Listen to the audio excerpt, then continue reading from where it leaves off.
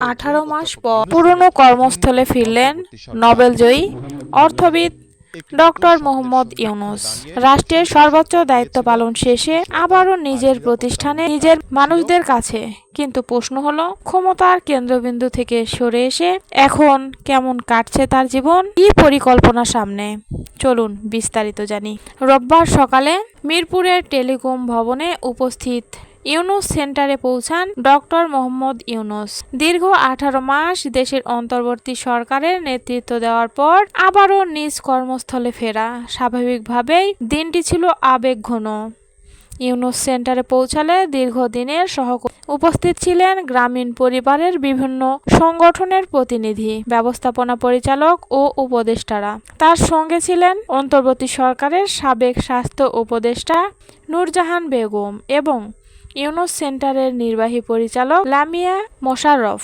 পরে তারা একটি গুরুত্বপূর্ণ বৈঠকে মিলিত হন। 2024 সালের 8 আগস্ট রাজনৈতিক অস্থিরতার প্রেক্ষাপটে তিনি অন্তর্বর্তী সরকারের প্রধান উপদেষ্টার দায়িত্ব নেন। দেশ তখন অনিশ্চয়তার মুখে।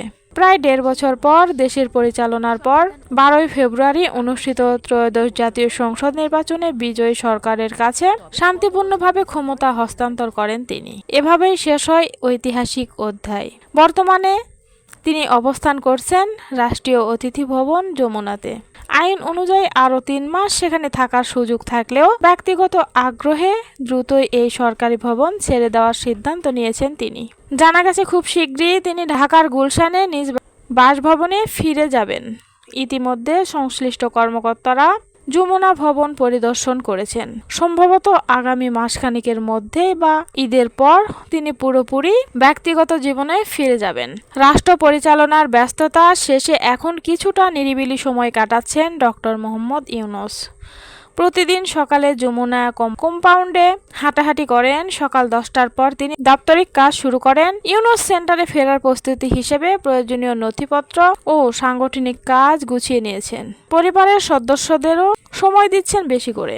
ঘনিষ্ঠ সূত্র জানায় তিনি ব্যক্তিগত জীবনে খুবই নিয়মতান্ত্রিক, সাদামাঠা রুটিন অনুসরণ করছেন। ডক্টর মোহাম্মদ ইউনূসের ঘনিষ্ঠ সহযোগীরা জানিয়েছেন তিনি এখন তার বহুল আলোচিত 3-0 ধারণা নিয়ে নতুন সামাজিক উদ্যোগের পরিকল্পনা করছেন। এই ধারণার মূল লক্ষ্য শূন্য দারিদ্র্য, শূন্য বেকারত্ব, শূন্য কার্বন নিঃসরণ। বিশেষ করে তরুণ প্রজন্মকে সামনে রেখে নতুন কর্মসংস্থান ও সামাজিক উদ্ভাবনের পরিকল্পনা করছেন তিনি।